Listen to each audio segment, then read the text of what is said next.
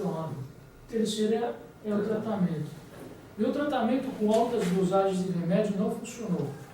Eu me superei através do estudo. Estudei sempre para mim e não para exibir conhecimento. E sempre busquei consequências práticas do meu estudo. Aprendi a refletir antes de falar, a ter prudência. Isso resultou em maior calma e confiança. Aprendi caminhos de ser menos egocêntrico, de estar mais disponível aos amigos. Eu gostei de frequentar um templo budista aqui em São Paulo, onde fui muito bem recebido. Eu penso que filosofia e doenças mentais são assuntos vagos. Não dá para ter uma explicação precisa de tudo. As palavras faltam. Penso que quando alguém acha que tem palavras exatas para falar desse assunto, provavelmente está enganado. No entanto, pensar é possível, é bom, vale a pena. Mesmo que nunca se chegue a alguma conclusão, o ato de pensar ajuda, tanto os doentes como os sãos. Não acho que filosofia seja privilégio de uns poucos eruditos. Ao contrário, eu diria que as pessoas ditas doentes, por sua própria condição de vida, são meio filósofas. Bom, o tratamento que me ajudou bastante foi os remédios. Tomar remédio todo dia, regularmente, lembrar sempre de tomar medicação. O encontro no PROESC do grupo de acolhimento. Primeira vez que eu tive a doença, participei do grupo de acolhimento. Foi muito bom porque eu convivi com pessoas como o Jorge, o Zé Alberto, teve essa mesma doença e eles passaram informações para pessoas novas, que na época era o meu caso, e aí me esclareceu muito mais a doença, né? Porque a doença, assim, não é igual para todo mundo, não é mesmo as vozes, não é as mesmas coisas, mas o delírio, a alucinação são a mesma coisa, entendeu? Então, me ajudou muito, muito, foi o grupo de acolhimento. Uma época, eu, o Jorge e o José Alberto, a gente foi chamado para dar aula, depoimento na aula do Rodrigo Bressan, que ele dá aula para alunos de medicina. E o que eu achei interessante é que depois do depoimento, todo mundo virou para mim, para o Jorge, para o Zé Alberto e falava assim: eu nunca pensei que você teria esquizofrenia. Você fala normal, você age normal. Então, mas tudo isso porque eu tomo remédio, eu me trato. Então, se você se tratar, tomar remédio e ir num grupo, na época também ia numa psicóloga, isso faz a gente levar uma vida normal depois. E é aquilo que a gente sempre fala aqui, não é que eu sou a esquizofrenia, eu tenho esquizofrenia. Eu não sou só esquizofrênico, eu sou uma pessoa portadora que tem uma vida normal, que gosta de assistir DVD, vai no jogo do Palmeiras, mas tem essa esquizofrenia, né? E outra coisa que me ajudou muito foi a minha família.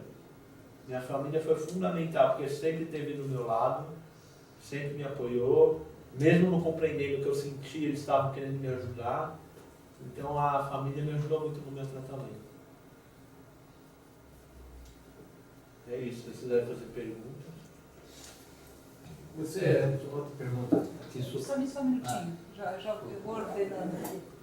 João, né? Isso. João, você falou que meditação para você não foi uma coisa assim muito... Não, a medicação com altas dosagens, né? Tá, mas você toma medicação. Eu tomo medicação. Você acha Mas que veja a bem, medicação foi boa para você? Foi, eu não estou dizendo para não tomar remédio. Tá. Eu estou dizendo que com altas dosagens não deu certo para mim. Tá. João, só um esclarecimento. Quando você começou o tratamento lá para trás, você deve ter começado com antipsicóticos típicos, né? Dos Sim, mais antigos. Sim. Que eles dão mais efeitos colaterais Muito indesejáveis. mais. Inclusive Muito esse mais. que você descreveu. Que não dá para Fica mijar. marchando no lugar, que é horrível. Né? E depois eu imagino que você tenha ido Sim. trocando, experimentando. Sim, e essa é uma experiência muito comum com as pessoas. Então, né? mas a dúvida é o seguinte, você toma regularmente sua medicação de acordo com o psiquiatra seu manda? Sim. Eu acho que é fundamental, você está perguntando, a melhor coisa que você faz quando você vai no psiquiatra e você fala a verdade. Porque se você falar a verdade, ele sabe o que realmente está acontecendo e dá a medicação. Porque às vezes tem portador que tem que ir no médico, e às vezes mente alguma coisa, fala uma coisa que não aconteceu. Então, na hora de ele dar o medicamento, ele está dando um outro tipo de medicamento que não seja para aquilo. Mas tem sempre os efeitos colaterais dos remédios, né? Às vezes o efeito colateral é tão devastador que aí nem vale a pena você tomar toda aquela dosagem de remédio. E hoje em dia já existem remédios com menos, então é preferível. Não vou falar os nomes dos remédios, né? Mas enfim. Mas é uma parte difícil, né? É demorado até acertar o remédio, leva um tempo. Leva. O remédio e a dosagem. É, a Leva. dosagem, exatamente. E varia de pessoa para pessoa. Sim. Sim, com certeza. A gente tinha, a E Rosângela. como foi dito, varia de pessoa para pessoa o tempo, né, do tratamento? É. Ou existe assim uma média? Não, assim... Quanto tempo mais ou menos você levou para poder levar uma vida normal? Não, é porque assim, explicando cientificamente, assim, quanto antes você toma um remédio, por exemplo, se você pega uma pessoa adulta que está manifestando a doença desde os 16 anos e começa a se tratar com 32 anos, você melhora, mas enquanto esse intervalo de tempo de você não ter tomado o remédio, você escuta vai aumentando, aguçando as vozes, os delírios, as alucinações. Então, se você toma um remédio, logo que você está doente, logo que começa a manifestar a doença, aí é melhor, porque aí desde aquele trecho você começa e para de evoluir as vozes, entendeu? Porque um dos diagnósticos me falaram com relação à esquizofrenia, que chegou à conclusão de que era esquizofrenia, é a perda de cognitivo. Diz que a cada crise vai perdendo-se mais o cognitivo, e essas perdas de cognitivo fica difícil para a pessoa se relacionar, né, com outras pessoas. Isso aconteceu com vocês e o que ajudou? Olha, comigo muito pouco isso.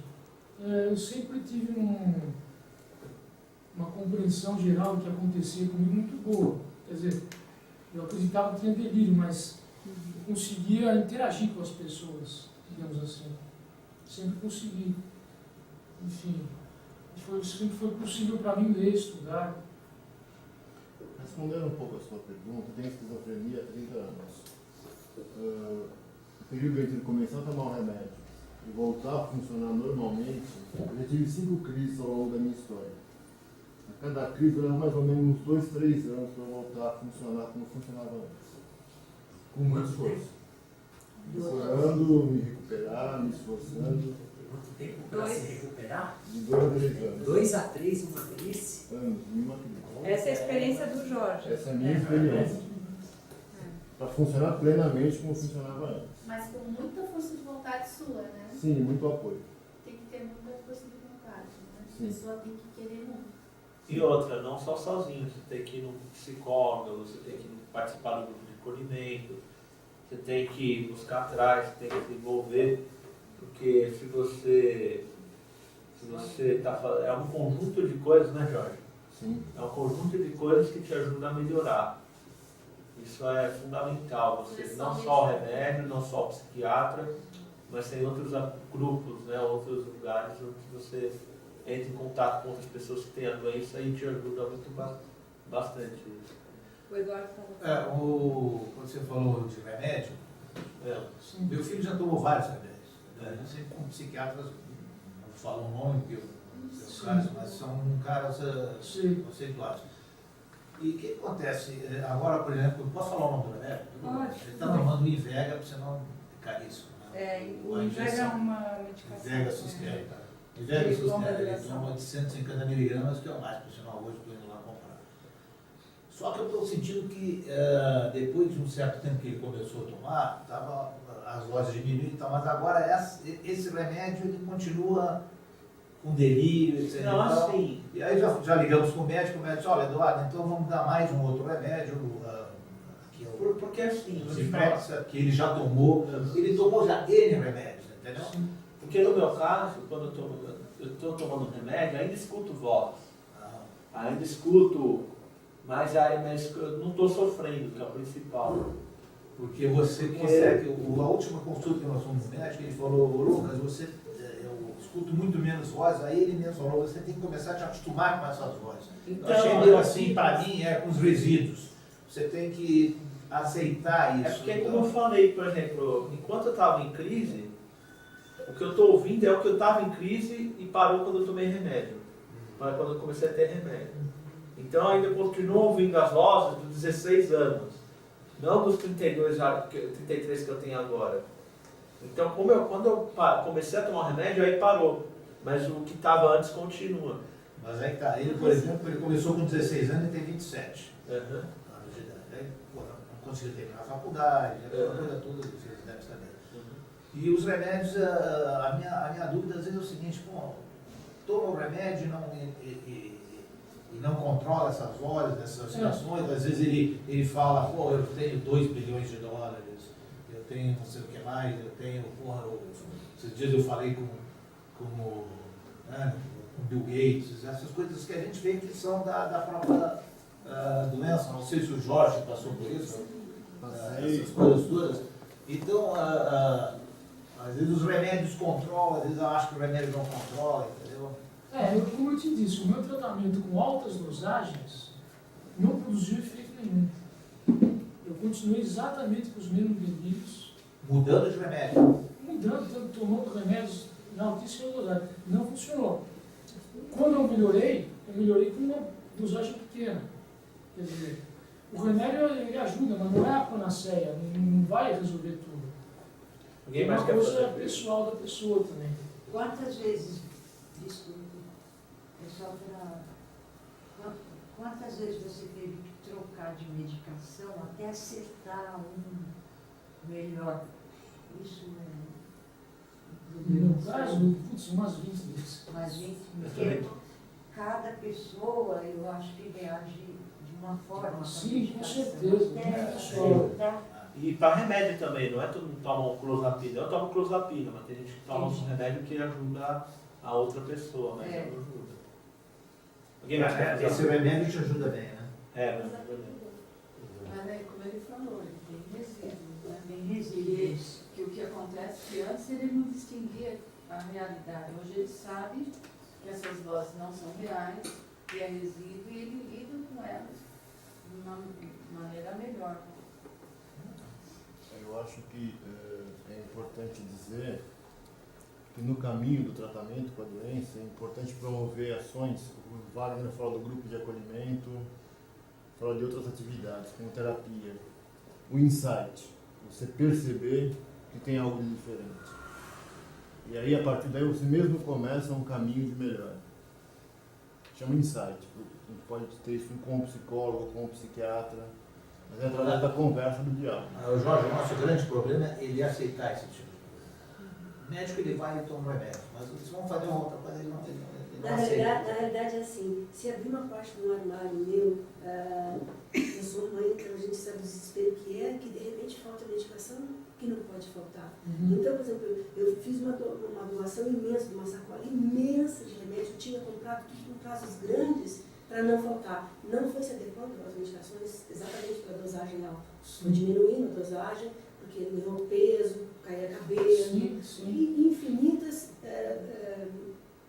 coisas colaterais. Aí agora a última sacola era imensa também, que venceu agora, esse ano não deu. Aí meu filho caçula até me chamou e falou, mãe, por que você não doou tudo isso? Eu falei, mas a gente não sabia se ele ia voltar a tomar de novo, e o médico está viajando, não está, eu tive que guardar. Então tem uma sacola imensa de medicação. Já mudou tanto de remédio, tudo que não tomou foi E explodido. ele não desiste de tomar. Antes o doutor falava assim, não, você dá. Primeiro que escuta voz?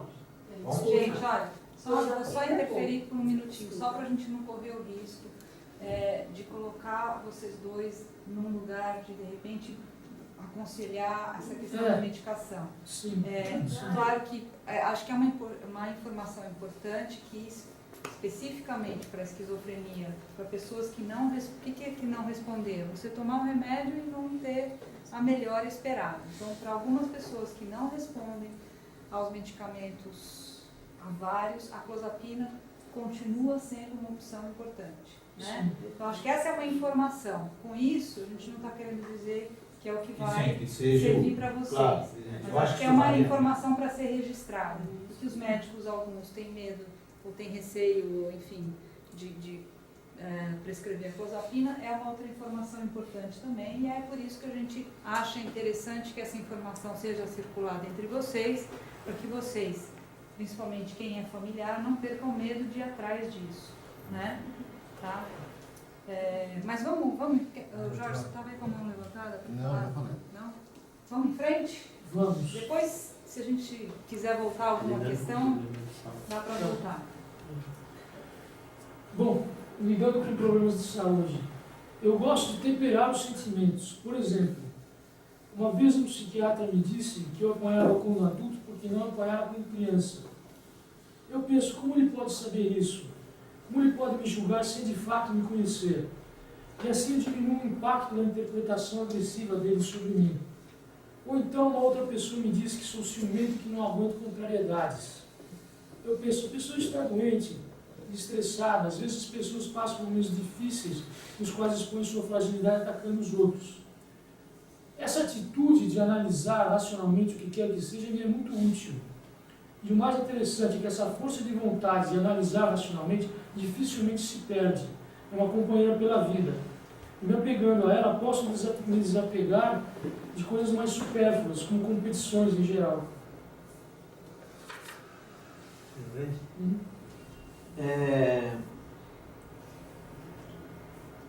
Quando eu estou ouvindo vozes, tudo, eu estou me sentindo um pouco ruim, quando está muito intensa, porque assim, uma das coisas que também desencadeia a esquizofrenia é o estresse. Quando eu estou muito estressado, a voz está muito intensa, está me perturbando, eu deito uns 15 minutos, relaxo, já é um modo de eu lidar com a doença. Aí aquilo lá passa. Porque se você está estressado, lógico que você relaxa, vai diminuir, né? E às vezes também, quando eu estou ouvindo vozes negativas, me botando para baixo, eu começo a brincar com as vozes, sabe? Contar piada, que aí, em vez de ser uma coisa ruim, acaba sendo uma coisa engraçada, né? E também lidando com a doença, assim, quando eu estou ouvindo, quando está assim, o negócio está me incomodando muito, eu pego o meu hobby que eu gosto de fazer, né? Que é assistir filmes, seriados de DVD e assistir um jogo do Palmeiras, por exemplo. Então isso me ajuda bastante a lidar com a doença, a lidar só isso. Mesmo quando o Palmeiras perde? Mesmo quando o Palmeiras perde. Eu vou assistir DVD. Você ainda ouve voz, mesmo Escuta. tomando a clozapina. Mesmo tomando a clozapina. A diferença é que hoje você controla as vozes e elas não te controlam. Isso, é aquilo que a minha mãe falou, eu consigo discernir o que é real e o que não é. Eu acho que você falou uma coisa bem importante, Laerte, que é assim, readquirir um controle, né? Se a pessoa tem a conscientização da doença, como é o caso dele, ele passa a controlar as vozes não controladas. Eu acho que a base do tratamento é essa. Eu acho que a medicação é importante, mas isso é o mais importante de tudo. Você readquire essa Você autodeterminação. consegue controlar essas vozes e elas não controlam mais você. É um caminho longo, mas é possível. Começa pela conscientização que eles têm. E aí o que eu só queria falar rapidinho é que assim, ainda voltando um pouquinho só no tratamento, que assim, todos são importantes, todos são muito importantes, mas o que eu senti de uma projeção imensa na melhoria foi no convívio com os semelhantes, com um sentimento de pertença, de ter apoio, ter condições de ser compreendido pelo outro, né? E aí essa coisa mútua, essa energia mútua entre eles, dá uma força para eles que é uma coisa impressionante. Pelo menos eu do lado de fora, sem dito não portador, né, pude conseguir compreender. E isso que eu vou enganchar com o meu pai falou, que outras pessoas me ajudaram. E eu tive uma grande sorte na namorar uma menina bonita, né? E que é sensacional, combina comigo em todos os jeitos.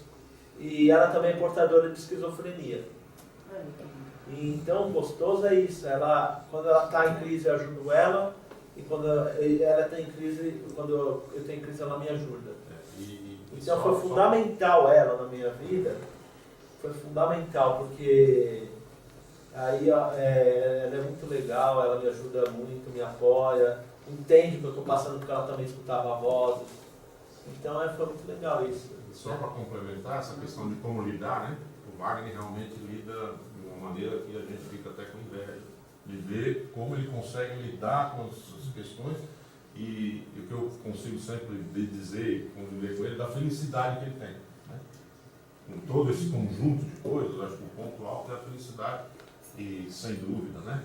A Cibele é uma pessoa bastante responsável por esse processo, mas é por causa da própria busca pessoal, né? Que cada um consegue, a partir do momento desta conversa, como o senhor disse, deles conseguirem se ver para dentro e poder controlar isso e passar pelo comando das questões. Né? Esse é um momento crucial. Essa transição, ela é dura, ela é demorada, mas ela é possível. Né? O que a gente percebe no conjunto dos meninos e das meninas é que é possível viver essa transição de lidar com esses problemas da saúde mental. Eu sou Norma, sou mãe da Thaís, e eu acho que é fundamental, assim, o mais importante é a pessoa que tem esquizofrenia, ela não se sentir um ET, ela sentir que é uma doença como outra qualquer. E quando os pais transmitem isso para os filhos, por exemplo, até dizia, eu vou falar para uma pessoa que eu tenho esquizofrenia, eu falo, é a mesma coisa que uma pessoa que tem pressão alta, que sofre de diabetes. Quer dizer, então eu acho que quando a pessoa sente que a família entende isso e vê como uma coisa que acontece, que é normal, eu acho que ajuda muito, muito. E quanto à questão da clozapina, nós relutamos por achar que precisava fazer mensalmente aquele exame para ver se não estava influindo nas plaquetas, e foi o que resultou que ela, felizmente, está muito bem compensada. Então, eu acho que isso, às vezes, né, depoimento familiar. Graças à minha família que me apoiou tanto desde o começo até hoje, nossa, se não fossem eles, nem poderia estar aqui. Mas a senhora sabe que uma vez alguém me disse assim, antes da gente ter diagnóstico nenhum, a gente não tinha nada, uma pessoa assim, bem sóbria, totalmente fora do convívio, fez comentários de coisas de saúde e tal. Ela falou assim, quando você se apresenta para alguém, você fala assim, oi, eu sou Eliette, eu tenho diabetes. Oi, eu sou Eliette, tenho bronquite. Você não é obrigado a divulgar para ninguém o que você tem. Se você se sentir seguro de trocar ideia com as pessoas mais próximas, eu acho que isso é uma força imensa. Agora, né? Fala, sai falando para todo mundo. Não tem porquê, gente. Porque eu tenho esquizofrenia, eu tenho diabetes, eu tenho bronquite, eu tenho problema nos rins. Não funciona assim a vida, né? Nós somos um ser humano íntegro, independe do que se tem. Agora, você pode selecionar com quem você pode abrir o coração. Acho que isso é fundamental. Acho que o importante é poder compartilhar num lugar onde isso faz um sentido, ou porque você vai dar apoio, receber apoio, ou porque você vai passar uma informação, como eles estão fazendo aqui agora. Agora, concordo contigo, a gente não chega em qualquer lugar social, numa festa, em algum lugar, e se cumprimenta o outro e fala, oi, boa tarde, eu sou a Cecília, que tenho tal coisa. Né? Agora, quem convive com uma doença mental, com um transtorno mental, não só a esquizofrenia. Por acaso, hoje estão aqui 2 pessoas falando sobre esquizofrenia. No nosso grupo, só para vocês saberem, comunidade de fala, tem outros integrantes do grupo que têm outras condições que não são esquizofrenia. Claro, só um minutinho, Wagner, senão eu vou me perder aqui. Claro que o nosso grupo é formado mais por pessoas que têm esquizofrenia, porque a gente já tinha conhecimento dessas pessoas. A ideia é depois até ampliar um pouco. Tá? Mas, então, hoje a gente está meio que focando mais em falar de esquizofrenia, mas é verdade também que a esquizofrenia, de todos os transtornos mentais, é o transtorno que recebe a maior carga de estigma. Eu não tenho a menor dúvida, né, gente? Tanto é que as pessoas usam como uma estratégia falar que tem depressão, né? Sim. Porque é mais aceitável. Eu acho né? que além dos remédios, além da ajuda, além de tudo, é importante uma atitude não competitiva na vida, certo? Porque alguém pode chegar e falar, você não ganha dinheiro, por exemplo. É uma acusação que sempre vem. Mas daí você tem que parar e pensar, mas essa pessoa, ela teve uma vida diferente da minha, não teve as mesmas coisas que eu tive, não teve as mesmas oportunidades que eu tive. Então eu não tenho que me sentir inferior a uma pessoa porque ela ganha dinheiro, ela dirige um carro, sei lá, qualquer coisa que eu não faço. Né? Eu acho que uma atitude não competitiva, ela ajuda muito. Eu acho assim, esse negócio de não falar para as pessoas, você não conhece, é fundamental, porque muitas pessoas confundem esquizofrenia com psicopata. Então aí fica muito difícil para as pessoas, né? Isso daí fica muito... Existe um mito de agressividade que não é real. Nós não somos criminosos. Não é por aí. Pelo contrário. As estatísticas mostram o Você sabe contrário. que no período que eles disseram que o Lucas tinha depressão, e o meu filho, eles só têm 11 meses de diferença, então eles são muito aliados, são muito companheiros. E aí o Lucas se sentindo tão abatido, ele falava assim, eu tenho depressão. Eu falei, Lucas, vamos fazer a colocação do lado certo. Você não tem depressão. Você está com depressão, diferente de ter depressão.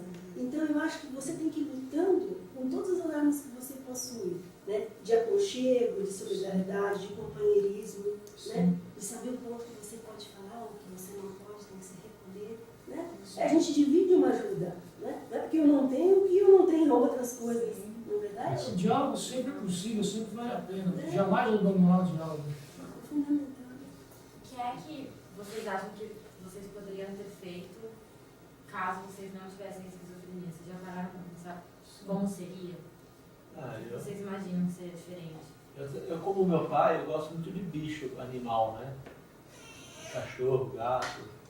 Talvez eu me envolveria com uma coisa tipo veterinário. Eu cheguei a entrar na faculdade de zootecnia, mas aí eu parei porque eu estava em crise, né?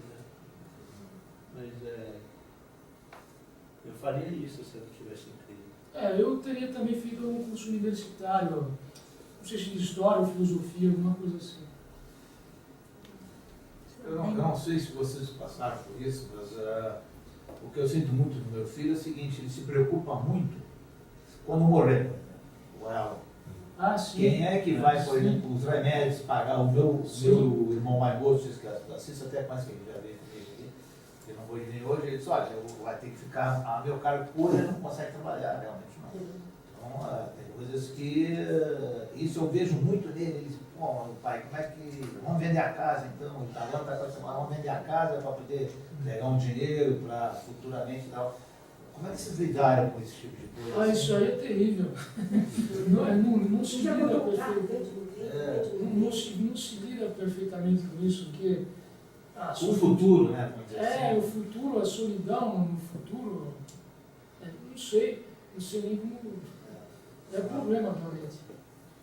Acho que a gente não sabe mesmo. Mas mesmo assim, quem não é portador também vive essa preocupação de solidão. A lei dá um amparo para você pôr como deficiente, você fica como dependente. Então, geralmente a pressão do pai vai para o filho, caso dependente, se for para o lado que ele não tem condição laborativa. Esse é um caminho, né, Murilo? É um caminho. Eu acho vocês têm que estudar bastante para deixar tudo preparado para um dia, talvez, se vocês faltarem. Fora que a pessoa pode ser aposentada também, no caso, e receber. Mas às vezes não basta ter o dinheiro garantido, né? Você quer alguém para te ajudar, alguém para estar lá. É complicado. E quando, assim, eu achei interessante também que minha mãe falou um dia, quando eu não tive amigos mesmo, assim, porque... Desaparecem todos, né? Porque desaparecem, E assim, você se sente sozinho. Eu já tive um grande meu amigo, foi o meu cachorro. Chamava Pete, foi muito meu amigo. Ele era assim, de ver alguém batendo em mim, ele não gostava que ninguém encostava a mão em mim, de tanto carinho que eu tinha por ele. E ele morreu e depois eu tive um gato. Então, eu vou dizer assim, ó, que os bichos são muito honestos, são sinceros, não são falsos, como o que eles sentem, eles fazem com a gente, sabe? E foi muito difícil, em 2012 morreu meu gatinho, que ele morreu de tumor no cérebro, né? Eu fiquei chorando 5 dias seguidos. Então, acho assim, que tem como, por exemplo, agora eu estou começando a ter mais amigos, né? Porque eu já estou numa fase, outra fase da doença, né? Já estou melhor, já estou conversando. E os meus melhores amigos são todos aqui do Proesc. Então, não sei, eu acho que isso vale, né? Isso vale para falar assim, porque a gente se sente muito sozinho. Eu acho que falando como abre, né, essa questão do futuro é uma questão que ela é trazida por todos, né? Acho que pelos familiares, pelos próprios profissionais, nós temos um monte de questionamentos com relação a isso, qual é o nosso papel, como é que a gente trabalha junto. Vocês mesmos, eu acho que trazem isso, e eu penso que uma associação como a Abre também pode abrir espaço para essa conversa. Acho que toda vez que a gente organiza conversas temáticas, né, elas acabam que reúnem muita gente. E a gente pode e deve retomar isso. Nós estamos criando grupos específicos na Abre para trabalhar com questões específicas que são demandas. São demandas que precisam ser pensadas do ponto de vista legal, né, de implementação. Vocês sabem que o Brasil é um país que tem boas leis. A gente tem uma legislação muito boa no campo da saúde mental, que a gente tem ainda pouca implementação. Então, como associação, a gente vai precisar batalhar para isso, né? E essa é uma das funções de uma associação. Né? Olha, mas eu preciso fazer um elogio. Eu digo isso toda chance que o meu filho me permite ter com ele. Com toda a dificuldade que vocês passam, que pai, mãe e irmão passam absurdamente de ver o sofrimento, né? De tentar deixar mais equalizada a dor de vocês. Vocês nos fazem crescer de uma forma tão absurda, que a gente não consegue descobrir do que a gente é tão capaz de fazer pelos filhos. Muito acima de qualquer coisa. Porque eu acho que você está de coração aberto e você poder ouvir, caminhar lado a lado, é tudo que a gente precisa que